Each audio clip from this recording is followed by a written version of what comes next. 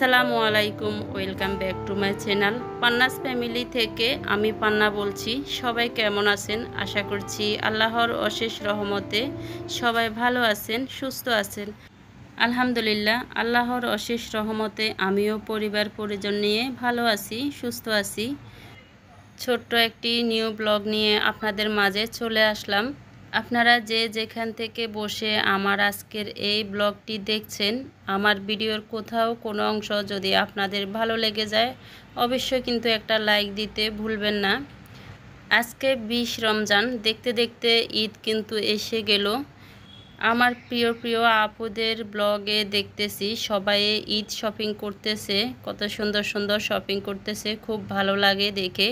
আমি ভেবেছিলাম আমার ঈদের শপিং বা কেনাকাটা আমি আপনাদের মাঝে শেয়ার করব না, তারপরেও আপুদের কেনাকাটা দেখে তারপরে একটু ভাবলাম যে আমি নিজেও আপনাদের সাথে একটু শেয়ার করি। আমাদের ঈদের শপিং কিন্তু অনেক আগে করা হয়ে গেছে, আর অল্প কিছু বাকি আছে, সেগুলাই করব। তো ভিডিও রিলেটেড কিছু কথা বলি এখানে। আমি প্রথমে সেহরির জন্য টমেটো দিয়ে মাছ ভুনা করে নিলাম। যেহেতু রমজান, কোনো সবজি খাওয়া যায় না, মাছ মাংস কিছু তেমন একটা খাওয়া যায় না, কোনো রকম খাওয়া আর কি, একটুখানি খেলে মনে হচ্ছে যে পেট ভরে গেছে আর খেতে পারছি না।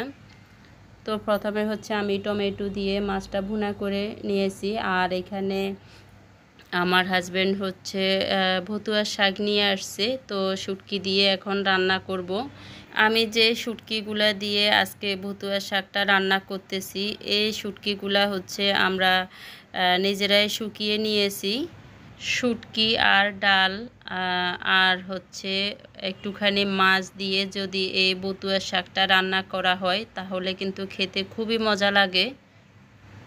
আর এই যে গড়ে শুকানো শুটকিগুলা দিয়ে আমি ভতুয়ার শাকটা রান্না করেছি। গড়ে শুকানো শুটকিগুলা নাকি হানাফের আব্বুর কাছে খেতে খুবই মজা লাগে, সেজন্য আর কি এই শুটকিগুলা দিয়ে রান্না করলাম। তো আমার কিন্তু তরকারিগুলো রান্না করা হয়ে গেছে। এখন আমি ইফতারের জন্য আর কি ইফতারিটা ভেজে নিচ্ছি।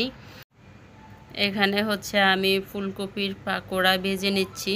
তো আগের দিন হানাফের আব্বু একটা ফুলকপি নিয়ে আসলো, ওনার ফুলকপির পাকোড়া খেতে মন চাইছে, সেজন্য আর কি এনে বলল যে ফুলকপির পাকোড়া ভেজে দিও আমাকে।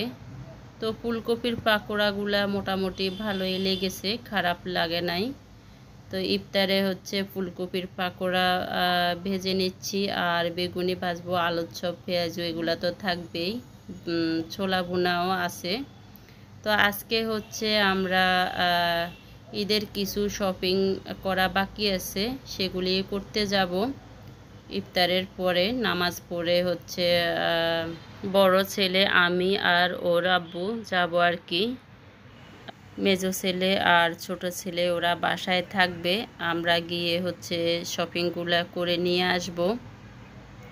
তো আমি বেগুনিগুলাও ভেজে নিলাম। আর এই যে দেখেন, এই তরমুজটা হানাফের আব্বু নিয়ে আসছে কিনে। তো তরমুজটা কিন্তু খুবই লাল হয়েছে আর খুবই পাকা, খেতে কিন্তু খুবই মজার হয়েছিল। এই বছরে যত তরমুজ কিনা হয়েছে এ পর্যন্ত এতটা লাল পড়ে নাই, এই তরমুজটা একদম বেশি পাকা হয়েছে। তো আমার ছোট ছেলে কিন্তু তরমুজ খুবই পছন্দ করে, ওর জন্য প্রতিদিনই তরমুজ রাখতে হয়। ও কিন্তু একটাও রোজা ভাঙে না, সবগুলা রোজা ও রাখতেছে। একটা রোজাও নাকি ও এবার ভাঙবে না, সবগুলাই রাখবে।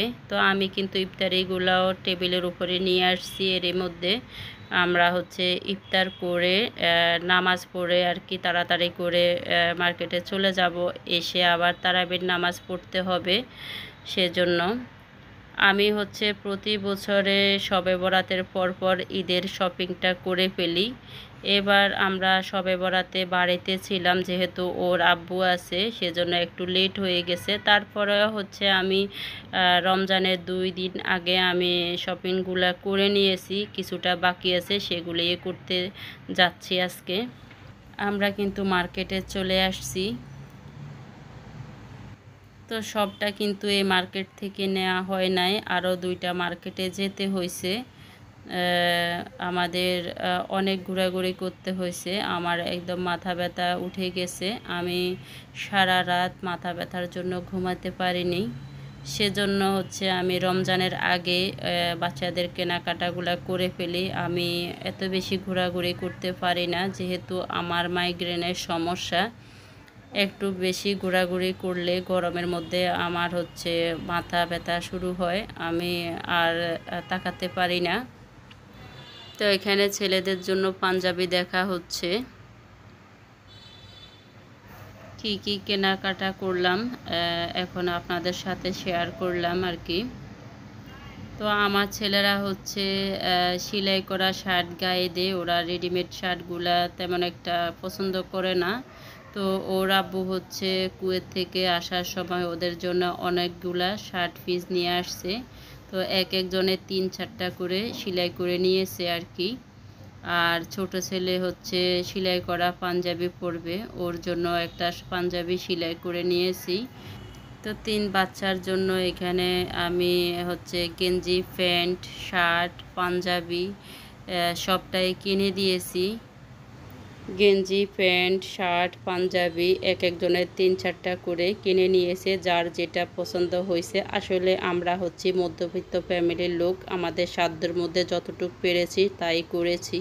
যেহেতু আমার মেয়ে নেই, শপিংয়ের এত ঝামেলা থাকে না। ছেলেদের কিন্তু এত পছন্দ অপছন্দ বলতে কিছু নেই। ওরা হচ্ছে যেটা ওদের গায়ে হচ্ছে ভালো লাগতেছে ওরা নিয়ে নিচ্ছে। মেয়ে হলে হচ্ছে পছন্দ হয় না, এটা না সেটা, সেটা না এটা করতে করতে কিন্তু সময় চলে যায়। আর এই তো এই দুইটাও আমার জামা, আমি মোট 3টা জামা নিয়েছি আর হচ্ছে একটা শাড়ি নিয়েছি। আর এই যে এখানে 3টা পাঞ্জাবি নিয়েছি ওদের বাবা ছেলে 3 জনের জন্য।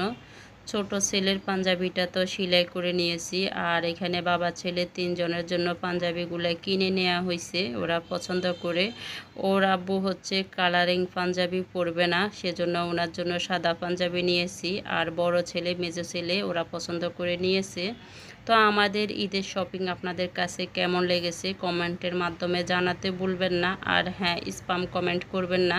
2 ছেলের জন্য জুতা কেনা হয়েছে, কিন্তু বড় ছেলে জুতা বাকি আছে, ওর জুতাগুলা কিনে নিবে। তো আজকে এই পর্যন্ত, নতুন ভিডিও দেখার আমন্ত্রণ জানিয়ে এখানে রাখছি। আল্লাহ হাফেজ।